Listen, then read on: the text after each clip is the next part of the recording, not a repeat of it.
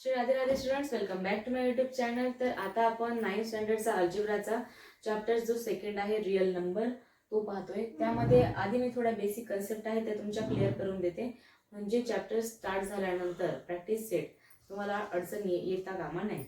मग आता बघा, रिअल नंबरमध्ये स्टार्टिंगला काय करू आपण, तुम्हाला मी दाखवून देते. हे बघा, आता इथे लिहिते मी रियल नंबर्स.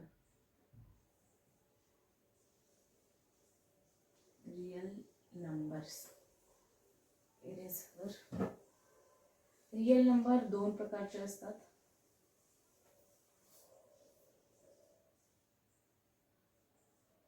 मी तुम्हाला अट्रॅक्टिव्ह बनवून दिलं. बघा आता रियल नंबर मध्ये दोन असतात. एक असतं, सांगा बरं काय काय असतात. एक आहे रॅशनल नंबर आणि दुसरा आहे इररॅशनल नंबर. मग बघा आता, एक काय आहे रॅशनल नंबर्स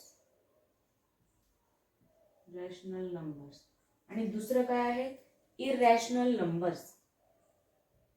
आता एका साईडला लिहून घेऊ आपण इररॅशनल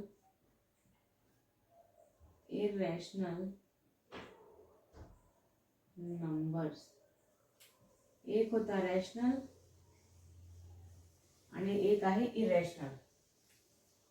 बघा, मग आता एक काम करू आपण, हा रॅशनलला एका खाली एक लिहून घेऊ. Rational numbers.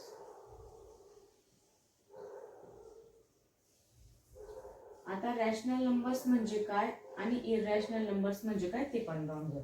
आता बघा, रिअल नंबर म्हणजे काय सांगितलं तुम्हाला. रिअल नंबर दोन प्रकारचे असतात, एक रॅशनल नंबर्स आणि दुसरं इररॅशनल नंबर. मग रॅशनल नंबर जे आहे ते आपण कशाच्या फॉर्म मध्ये लिहू शकतो, P/Q. P and Q belongs to, सांगा बरं, P and Q belongs to I. आता मी इथे लिहून दाखवते तुम्हाला, जे मी आता तुम्हाला बोलून दाखवते तिथे लिहून दाखवते. बघा बरं, आपण रॅशनल नंबर्स P/Q च्या फॉर्म मध्ये लिहितो. नेहमी लक्षात ठेवा, कन्फ्यूज व्हायचं नाही. नंतर पुढे एक काम करू आपण, इथे मावणार नाही ते, ही जी गोष्ट आहे तिथे इथे खालीच लिहावं लागेल मला.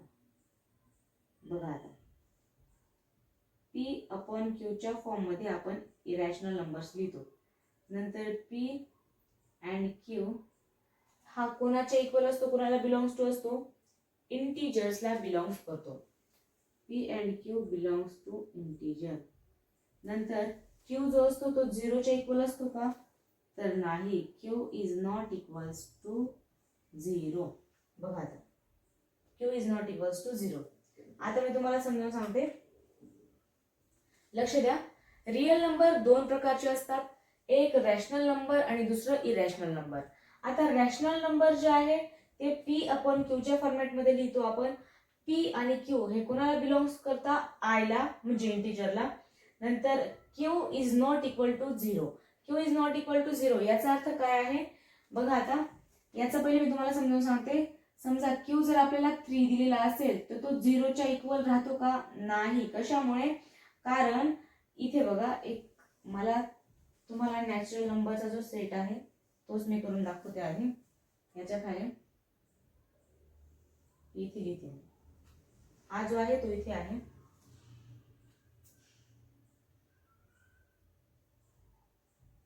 Natural numbers. आता नॅचरल नंबर्स जे आहे ते स्टार्ट कुठून होतात, 1 पासून, 1 2 3 आणि इन्फायनाइट पर्यंत. थांबतात का ते, तर नाही. आता होल नंबरची लिस्ट पाहून घ्या आपण. होल नंबर, आता होल नंबर सांगा बरं तुम्ही, होल नंबर्स कुठून स्टार्ट होतात.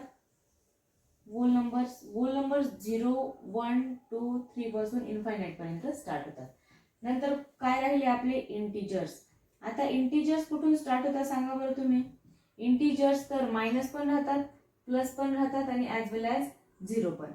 मग आता बघा, लिहायचं कसं, मायनस नंबर लिहून घेऊ आधी आपण. मायनसचे जितके पण नंबर्स आहेत तितके. आता बघा, इथून -2 -3 -1 नंतर 0 नंतर प्लस वाले नंबर येतील. आता हे काय झालं आपलं इंटिजर. इंटिजर इथे खाली येऊन गेलं थोडं. -3 -2 -1 नंतर 0 1 2 3. आता बघा इथे मी तुम्हाला काय सांगितलं, रिअल नंबर दोन प्रकारचे असतात, एक तर रॅशनल नंबर आणि दुसरं इरॅशनल नंबर. आता इरॅशनल नंबरचा पार्ट तुम्हाला मी नंतर सांगते, आधी रॅशनल नंबर्सकडे फोकस करा. रॅशनल नंबर आपण कुठल्या फॉर्मॅटमध्ये लिहितो, P/Q च्या फॉर्म मध्ये लिहितो. आणि आता बघा P/Q belongs to integer. P आणि Q काय बिलॉंग्स करतात, इंटिजर्स, म्हणजे इंटिजर्स असू शकतात. P आणि Q म्हणजे काय की अपॉन मध्ये उत्तर लिहायचे आपल्याला. इंटिजर्स काय असू शकतात, -3 -2 -1 म्हणजे अपॉन मध्ये इंटिजर्स राहू शकतात. आता Q is not equal to 0 म्हणजे P/Q मी तुम्हाला सांगितलं या फॉर्म मध्ये लिहितो.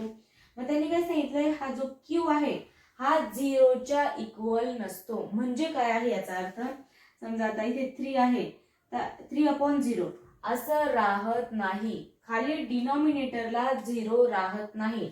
ज्यावेळी रॅशनल नंबरचा आपण विचार करतो त्यावेळी डिनॉमिनेटरला 0 येऊ शकत नाही. आलं तुमच्या लक्षात? का नाही येऊ शकत, कारण मी इथे लिहिलंय Q is not equal to 0 म्हणजे Q हा 0च्या इक्वल नसतो. आलं तुमच्या लक्षात इतकी गोष्ट. मग आता बघा नॅचरल नंबर. नॅचरल नंबर कुठून चालू होता, 1 पासून स्टार्ट होता आणि होल नंबर कुठून चालू होता, 0 पासून. मग तुम्ही आता विचार करा, इंटिजर्स मध्ये पण तर होल नंबर येत आहेत, कारण की प्लस मायनस 0 पण येऊन गेले आणि प्लसचे पण नंबर्स येत आहेत.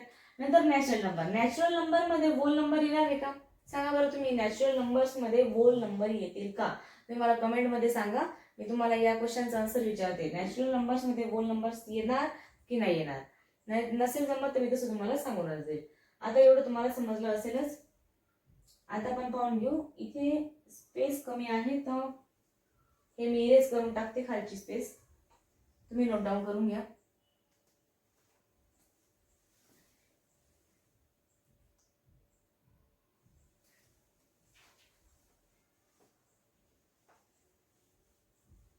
आता आपण रॅशनल नंबर्स काय आहेत ते पाहून घेऊ. Irrational number, sorry, irrational number मध्ये आपल्याला काय बघायचे आधी, decimal form of rational numbers. आधी एक पाहून घेऊ आपण, हे पण इरेज करून टाकते. चला हा पूर्ण पोर्शन मी इकडचा इरेज करून टाकते, छोट्या फॉर्म मध्ये लिहून घेते मी, म्हणजे तुम्ही कन्फ्यूज नाही होणार. रिअल नंबर होते इथे, रिअल नंबर मध्ये एक इथे आणि एक इथे. एक आहे रॅशनल नंबर्स आणि दुसरा आहे irrational numbers. Irrational number.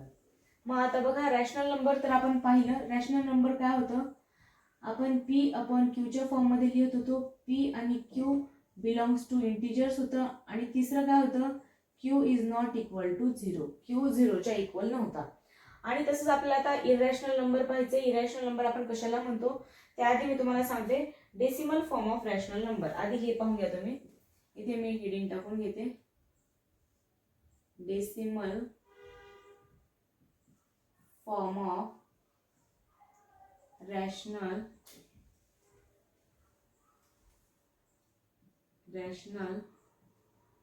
Numbers. आता रॅशनल नंबर्सचे आपण काय पाहतोय, डेसिमल फॉर्म पाहतोय.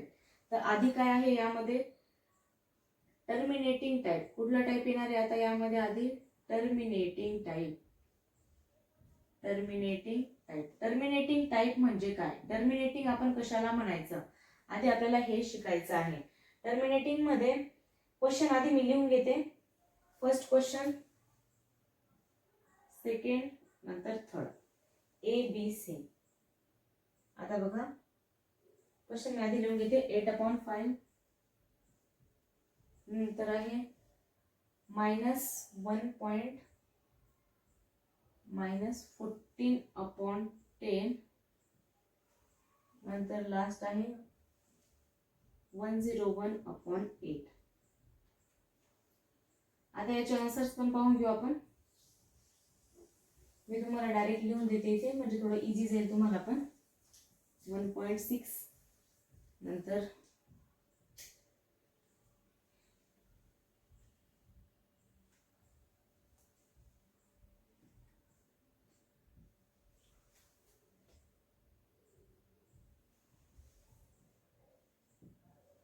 आता इथे लक्ष द्या, हे काय पाहिलं आपण, टर्मिनेटिंग टाईप पाहिला. आता एका साईडला लिहून घेते नॉन टर्मिनेटिंग रिकरिंग टाईप. हा होता टर्मिनेटिंग टाईप, इकडे लिहून घेऊ आपण नॉन टर्मिनेटिंग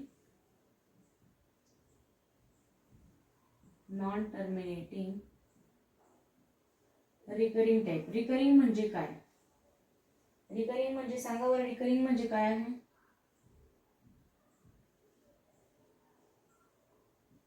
त्यामध्ये पण 3 क्वेश्चन घेऊन घेऊ आपण नॉन टर्मिनेटिंग रिकरिंग मध्ये. 10/3 बी आहे 56 तुमच्या टेक्स्टबुक मध्ये पण दिलेले आहे हे सम. मी जे तुम्हाला सांगते ते काही बाहेरचं सांगत नाही, टेक्स्टबुक मधलेच मी पण एक्झाम्पल घेते, म्हणजे तुम्हाला कन्फ्युजन व्हायला नको. लास्ट आहे 17/36. मग आता बघा इथे 3.333, मग काय घ्यायचं मला 3. इथे आहे 1.1513 1.513. आता आहे 0.42472222. आपलं फायनल आन्सर काय ते इथे 0.472. मग आता बघा इकडे व्यवस्थित लक्ष द्या तुम्ही.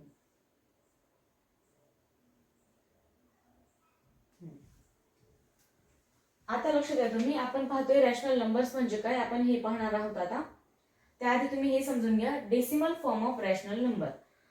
Terminating type. टर्मिनेटिंग टाईपचा अर्थ काय असतो?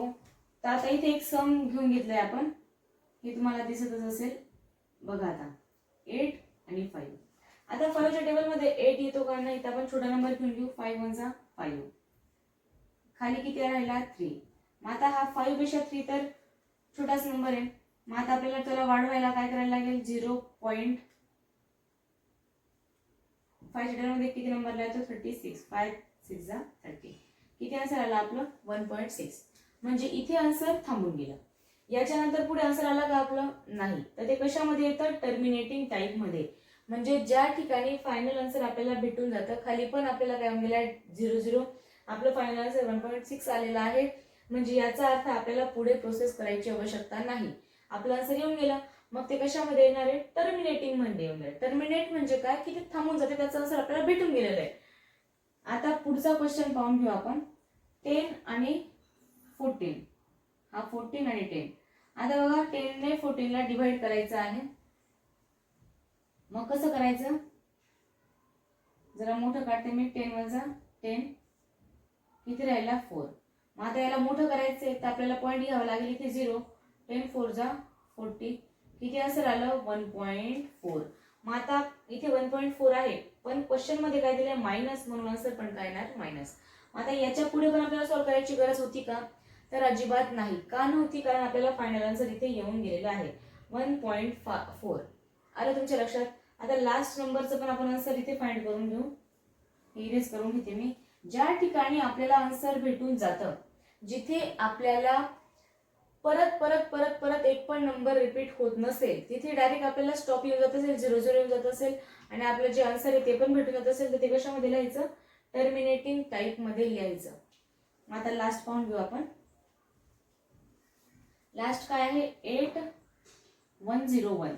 इथे 8 लिहिला, इथे काय लिहिला 101. आता बघा 8 1 जा 8. 10 मधून 8 गेल्यावर किती राहील 2, खाली 1 आला. मग आता याच्यामध्ये छोटा नंबर बघा बरं 21 पेक्षा 8 च्या टेबल मध्ये 8 2 जा 16. मग किती राहतील बरं 4 5.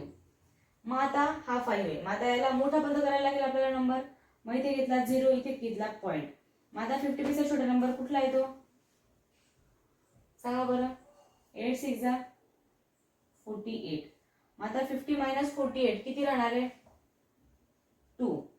मग आता 2 आला, मग 2 ला आपल्याला मोठा करावा लागेल 0. मग 8 2 जा 16, किती राहिला 2. मग इथे परत काय करायला लागेल आपल्याला,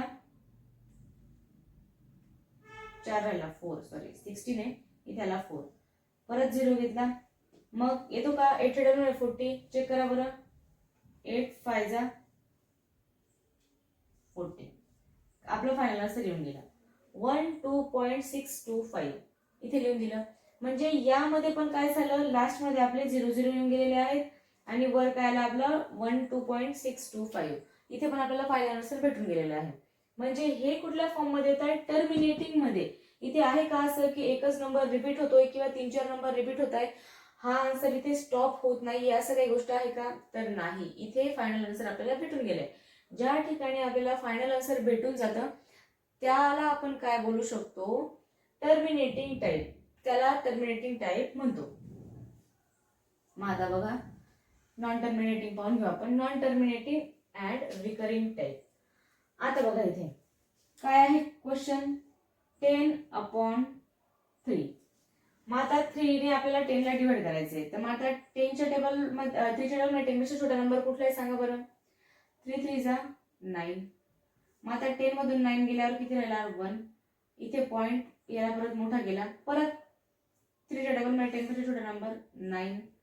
परत इथे काय घेणार 1 राहिला, परत 3, परत 9, परत किती राहणार 1 राहणार, परत येणार 3, परत 9. मग आता इथे तुम्ही ते थांबून घ्या. आता इथे लक्ष द्या, तुम्ही हा जो सम आहे हे किती पण पुढे वाढवलं तरी ते थांबणार नाही. 3.333333 येतच राहणार आहे. कारण याला काय म्हणायचं, नॉन टर्मिनेटिंग रिकरिंग. रिकरिंग म्हणजे काय, एखादा नंबर, रिकरिंगचा अर्थ काय असतो, फक्त रिकरिंगचा अर्थ आहे का, एखादा number double double double double repeat होतच असेल, तो थांबत नसेल, तर त्याला काय बोलायचं तुम्ही, रिकरिंग. कळलं तुम्हाला. नॉन टर्मिनेटिंग रिकरिंग त्या टाइपला बोलतो आपण, ज्या टाइप मध्ये एखादा नंबर परत परत परत परत येत असेल, खूप जास्त वेळा रिपीट होत असेल, तर त्याला आपण काय बोलतो, recurring type. Non terminating recurring type. आलं तुमच्या लक्षात व्यवस्थित. आता हे सम पाहून घेतला आपण, यामध्ये 3 ने मी तुम्हाला डिवाइड करून दाखवलं. परत 3.333. आता याच्या पुढे किती जरी तुम्ही सॉल्व्ह केलं तरी आन्सर 3.333 येतच राहणार आहे. मग त्याला आपण लिहितो कसं बघा. आता इज इक्वल टू करून आता इथे लिहिलं 3.3 बरोबर. याला जो नंबर डबल डबल येतो त्याच्यावर काय लिहितो आपण, बार. आता बार 2 टाइपचे असतात. आता बघा इथे मी लिहून देते तुम्हाला. बार किती टाइपचे असतात, एक तर पॉइंट असतो, एक तर डॅश असते. आता जर समजा 2 किंवा 2पेक्षा जास्त नंबर जर रिपीट होत असतील तर त्या ठिकाणी आपण आडवा जे अंडरलाईन आहे त्या बारचा यूज करतो, डॅशचा. आणि जर एकच नंबर पुन्हा पुन्हा रिपीट होत असेल तर त्या ठिकाणी आपण पॉइंटचा यूज करतो, एक डॉटचा यूज करतो. आलं तुमच्या लक्षात. आता एक्झाम्पल पाहून घेऊ. समजा 5 2 5 2 5 2 1 पॉइंट जर असं आन्सर येत असेल तर बघा आन्सर, फायनल आन्सर कसं लिहायचं, 4.525. आता हा परत 252 हे लिहिण्याचं काम नाही. बघा आता 52 52 52. तर हे जे 2 नंबर आहेत ते डबल डबल रिपीट होत आहेत, मग परत लिहिण्याची आवश्यकता आहे का, तर नाही. तर त्यावेळी तुम्ही हा बार यूज करायचा. आणि बघा आता इथे काय होतं, 3.3 डबल येत होता, फक्त एकच नंबर होता की जो डबल डबल येत होता, त्यावेळी आपण कुठला बार यूज केला, डॉटचा यूज केला. आलं तुमच्या लक्षात. आता बघा हे पाहून घेऊ आपण. आता नेक्स्ट सम 56/37. आता याचा आन्सर काय होतो, 1.513513. आता 5 आणि 1 3, आता हे जे 3 नंबर आहेत हे रिपीट डबल डबल रिपीट होतात, मग मी इथे कुठल्या बारचा यूज केला, 1.513 त्याच्यावर डॅश केले. कळलं तुम्हाला. आता लास्ट वाला पाहून घ्या, इथे काय रिपीट होत होता, 0.4722 रिपीट होता, फक्त एकच नंबर इथे रिपीट होत होता. मग मी काय केलं, 0.472 ऍज इट इज दिला आणि 2 वर फक्त हा एक बार दिला डॉट वाला, कारण 2 डबल रिपीट होतो ना, फक्त दुसरा नंबर आहे का कुठला रिपीट होणार नाही, मग जो नंबर एकच असेल आणि तो रिपीट होत असेल, एकच नंबर रिपीट होत असेल त्या ठिकाणी आपण डॉटचा यूज करायचा, आणि 2 किंवा 2पेक्षा जास्त नंबर जर रिपीट होत असेल त्या ठिकाणी आपण बारचा यूज करायचा. या आलं तुमच्या लक्षात. मग आता तुम्ही सांगितलं तिने टर्मिनेटिंग पण पाहिलं की ज्या ठिकाणी आन्सर येऊन जातं फायनल. नंतर नॉन टर्मिनेटिंग पण पाहिलं, नॉन टर्मिनेटिंग आणि रिकरिंग पाहिलं आपण, ज्यामध्ये एखादा नंबर किंवा 2 किंवा 2पेक्षा जास्त नंबर रिपीट होत असतात, तिथे आपलं डिव्हिजन थांबत नाही, तर त्याला आपण काय बोलतो, नॉन टर्मिनेटिंग. आणि रिकरिंगचा अर्थ तुम्हाला सांगितलंच आहे आता, की एखादा नंबर रिपीट होत असेल. हे तुमचं पूर्ण कन्सेप्ट क्लिअर झाला. मग नेमकं इररॅशनल नंबर म्हणजे काय हे तुम्हाला समजलं नसेल तर आता बघा, इररॅशनल नंबर म्हणजे काय असतात. जसं की √2 झाला, बरोबर. √2 तर आता याचा जर आता √2 जर पाहिलं ना आपण √2चा, तर समथिंग 4 1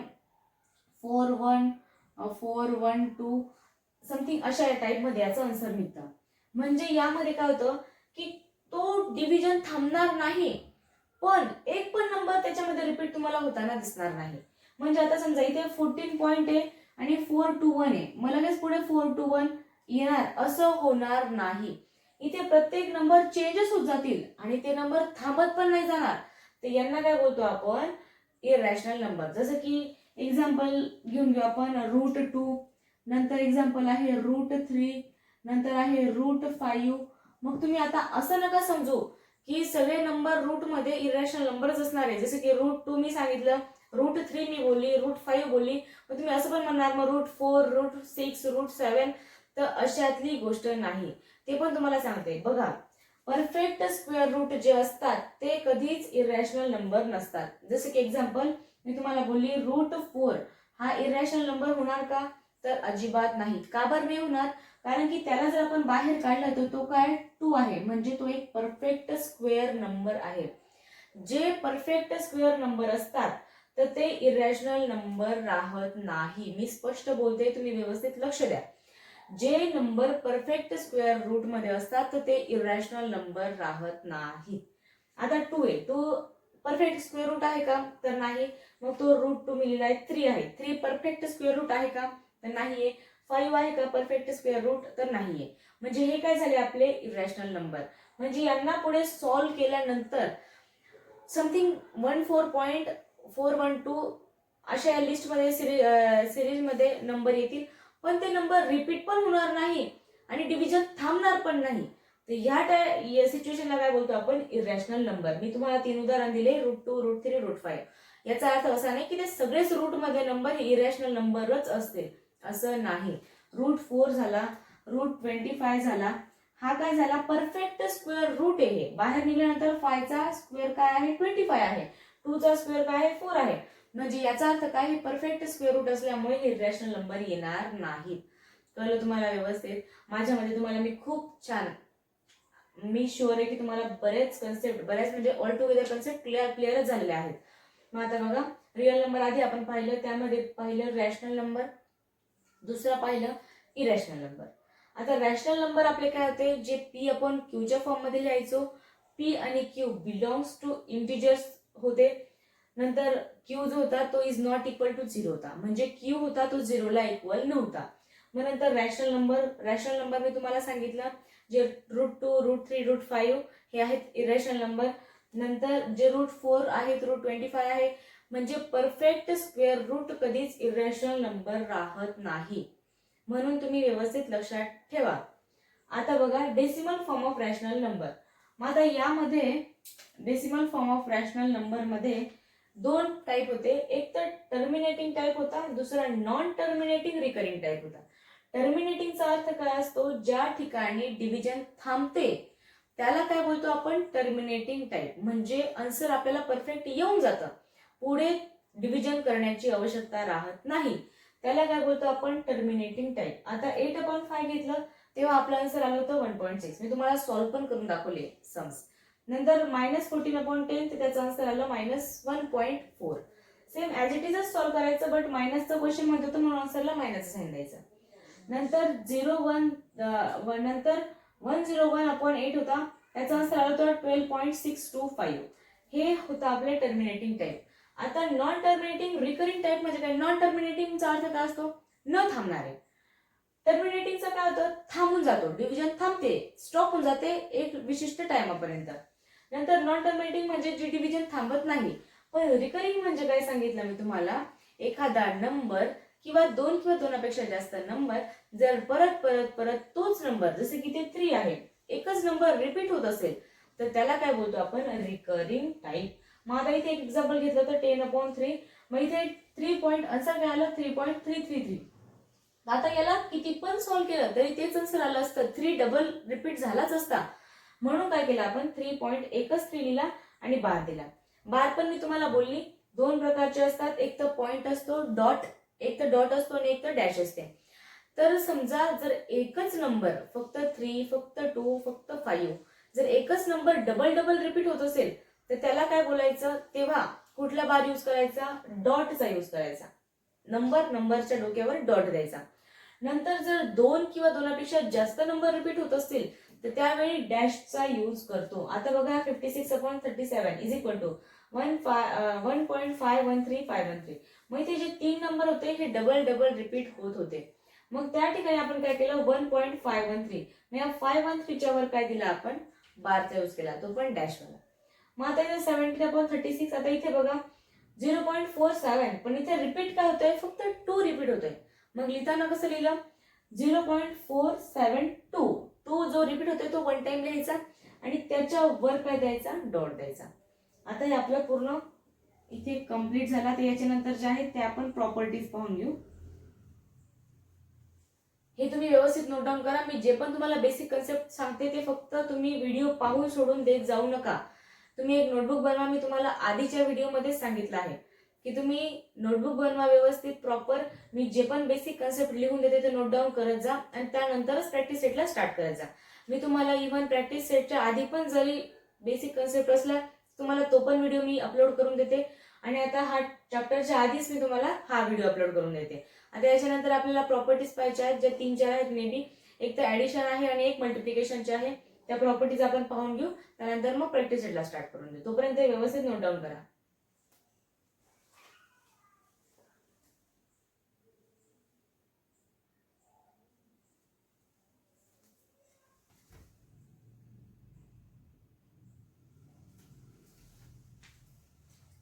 आता इकडे लक्ष द्या. Properties of rational numbers. Properties of rational numbers मध्ये 4 प्रॉपर्टीज आहे आपल्या. If A B C are rational numbers then. आता बघा, जर A B C rational number असेल तर कुठल्या प्रॉपर्टीचा वापर करायचा ते आपल्याला इथे पाहून घ्यायचंय. माझा इथे लक्ष द्या तुम्ही. पहिली प्रॉपर्टी आहे कम्युटेटिव्ह प्रॉपर्टी. कम्युटेटिव्ह प्रॉपर्टी मध्ये आपण काय करतो, a plus b is equal to b plus a. म्हणजे आता याचा अर्थ बघा, इथे एक्झाम्पल घेते मी. बघा, जरा खाली गेलं, आता याला कट करून घेतलं.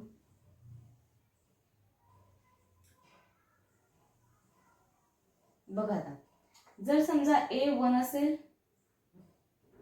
ए is equal to 1, b is equal to 2 आणि सी इज इक्वल टू 3, तर काय होईल आपण हे चेक करून घेऊ. बघा, आता पहिली प्रॉपर्टी बघा, ऍडिशन आणि मल्टिप्लिकेशन. आता कम्युटेटिव्ह प्रॉपर्टी मध्ये पहिलं काय आहे, ऍडिशन. समजा ए ची व्हॅल्यू आपण काय टाकतो, इथे ए ची व्हॅल्यू चेक करा 1 आहे. इथे काय लिहिते मी, a plus b is equal to b plus ए.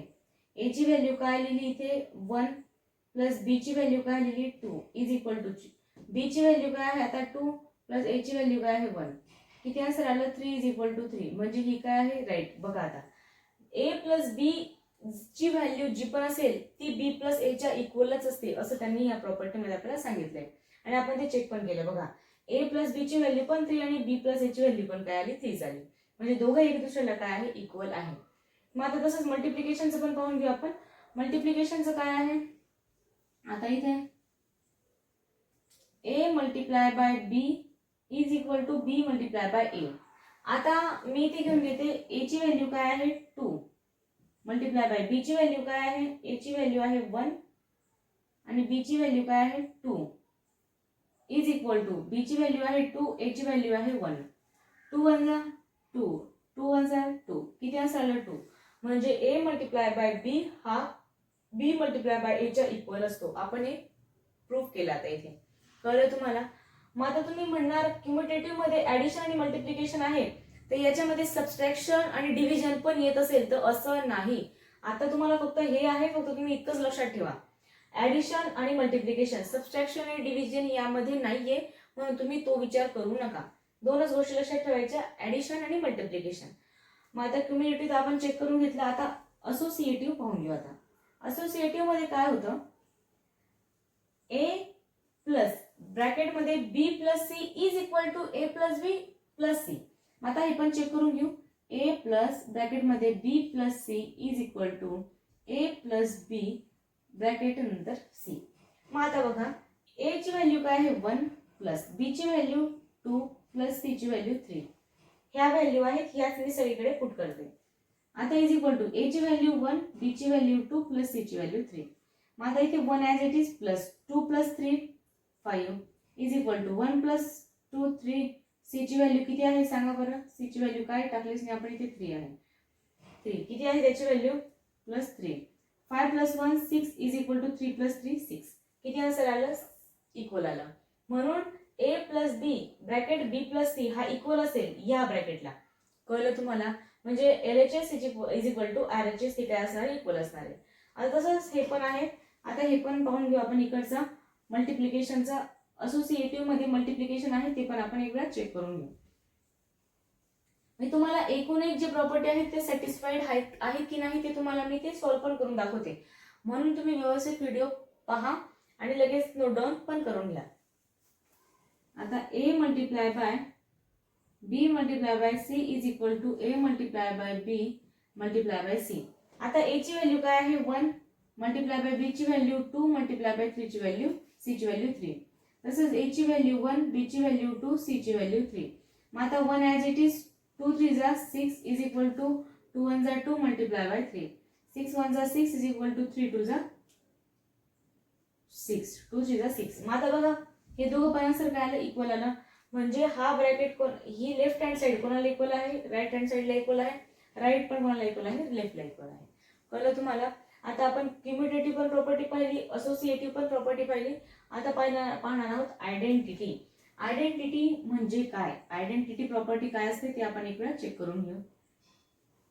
बघा मग आता आयडेंटिटी म्हणजे काय, a प्लस 0. जर समजा a आहे, a प्लस 0 XYZ आपण घेऊन घेऊ. a प्लस 1 a प्लस 1 तर आन्सर किती येणार आहे, एच येणार आहे. a प्लस 0 तर इथे आन्सर किती येणार आहे, एच येणार आहे. जसे की 3 प्लस 0 त्याचा आन्सर किती येणार, 3 येणार आहे. बरोबर आहे की नाही? आपण a ची व्हॅल्यू काय टाकली, 3 टाकली, प्लस त्याच्यामध्ये 0 केला तरी पण आन्सर किती येणार आहे, 3 येणार आहे. तर ही प्रॉपर्टी आपल्याला तेच दाखवते. a प्लस 0 आहे तर मग आपण a ची व्हॅल्यू त्यांनी काय टाकली 0 plus a as it is तर पण आन्सर किती येणार आहे, तरी पण एच येणार आहे. मग आता हा जो 0 आहे याला आपण बोलतो काय, ऍडिटिव्ह आयडेंटिटी. तर या 0 ला काय बोलायचं असतं, ऍडिटिव्ह आयडेंटिटी. तसंच आपण मल्टिप्लिकेशनचं पण पाहून घेऊ. a multiply by 1 is equal to, आता a मल्टिप्लाय बाय 1 केलाय त्यांनी, आपण दुसरा एक नंबर करून घेऊ. आता कुठल्या पण नंबर मध्ये जर समजा इथेच पाहून घेऊ आपण. ही sum a multiply by 1 is equal to 1 multiply by a सारखंच होणार आहे. त्याचं व्हॅल्यू पण किती येणार आहे, एच येणार आहे. म्हणजे कुठल्या पण नंबरने जर a ला मल्टिप्लाय केलं तर नंबर कुठला तोच आन्सर येणार आहे. कळलं तुम्हाला? मग हा 1 जो आहे त्याला काय बोलतो आपण, मल्टिप्लिकेटिव्ह आयडेंटिटी. जसं इथे 0 ला ऍडिटिव्ह आयडेंटिटी म्हणत होतो तसं 1 ला मल्टिप्लिकेटिव्ह आयडेंटिटी म्हणतो. आता लास्ट वन पाहून घेऊ, इन्व्हर्स. इन्व्हर्स म्हणजे काय असतं, उलट असते. इन्व्हर्सचा अर्थ असतो आपण उलट करतो. आधी पण पाहिलेले आपण इन्व्हर्सचे सम्स. मग आता बघा a प्लस, आता हे तर इझीच आहे पण तरी एक वेळा सॉल्व्ह करून दाखवते. a plus minus a is equal to, आता a जसा plus minus minus a minus a 0. म्हणजे हे काय झालं आपल्याला, इन्व्हर्स. काय भेटला आपल्याला, इन्व्हर्स भेटला. म्हणजे हा जो आहे तो परत उलट त्याचा आन्सर किती येणार आहे, मायनस करून 0 येणार आहे. बरोबर? मग आता इथे मल्टिप्लिकेशन ज्याच्यात पाहून घेऊ आपण. आता a multiply by 1 upon a is equal to 1. मग हा जो 1 अपॉन a असतो, a multiply by 1 upon a हा कोणाच्या इक्वल असतो, 1 च्या इक्वल असतो. कसं काय, हे दोन एक काय होऊन जाणार, कॅन्सल होऊन जाणार. तर रिमेनिंग काय राहील, फक्त 1. मग हा जो 1 असतो वरचा त्याला काय बोलतो आपण, मल्टिप्लिकेटिव्ह इन्व्हर्स. लक्षात ठेवा तुम्ही नेहमी. हे दोघं एक होऊन जाणार कॅन्सल, तर रिमेनिंग अमाऊंट काय राहणार, फक्त आपल्याकडे 1च राहणार. तर याला काय बोलायचं, मल्टिप्लिकेटिव्ह इन्व्हर्स. आलं तुमच्या लक्षात. आता 4 प्रॉपर्ट्या पाहिल्या आपण. तुम्ही व्यवस्थित परत एक वेळा रिव्हिजन करून देते मी तुम्हाला. पहिली होती क्युमुलेटिव्ह प्रॉपर्टी, दुसरी होती असोसिएटिव्ह प्रॉपर्टी, तिसरी होती आयडेंटिटी आणि last one is inverse property. आता बघा क्युमुलेटिव्ह मध्ये पण आपण काय पाहिले, ऍडिशनचे पाहिले आणि मल्टिप्लिकेशनचे पाहिले. यामध्ये मी तुम्हाला ह्या प्रत्येक प्रॉपर्टी ज्या आहेत त्या सॉल्व्ह करून पण दाखवल्या. त्या सॅटिस्फाईड आहेत की नाही त्या पण आपण चेक केल्या. मग तुम्ही आता हा जो व्हिडिओ आहे तो व्यवस्थित नोट डाऊन करून घ्या स्टार्टिंग पासून. आपण यामध्ये रॅशनल नंबर्स पाहिले, इररॅशनल नंबर्स पाहिले, नंतर प्रॉपर्टीज पाहिल्या. तुम्हाला मी ते करून देते म्हणजे समजेल. हा एक चार्ट बनवून घ्या तुम्ही असा, गडबड गोंधळ होणार नाही म्हणजे. बघा आता इथून एक बनवून दिला मी चार्ट, तुम्हाला टेबलच रेडी करून दिला मी तुम्हाला, म्हणजे तुम्हाला नोट डाऊन करायला प्रॉब्लेम येणार नाही. हे आहेत प्रॉपर्टी. आता हे व्यवस्थित नोट डाऊन करा. तुम्हाला मे बी मला असं वाटतंय की हा व्हिडिओ पूर्ण छान व्यवस्थित समजला असेलच. जर तुम्हाला काही डाऊट असेल तर तुम्ही मला कमेंटमध्ये विचारू शकता, आणि जर व्हिडिओ छान समजला असेल तर तुम्ही मला कमेंटमध्ये सांगू शकता. जर तुम्हाला हा व्हिडिओ आवडला असेल तर तुम्ही चॅनलला सबस्क्राईब करा, लाईक करा आणि तुमच्या फ्रेंड्सपर्यंत शेअर करा. कारण त्यांच्या पण अशा जशा तुमच्या कन्सेप्ट क्लिअर होत आहेत A to Z, तसं तुमच्या फ्रेंड्सच्या पण कन्सेप्ट क्लिअर होतील.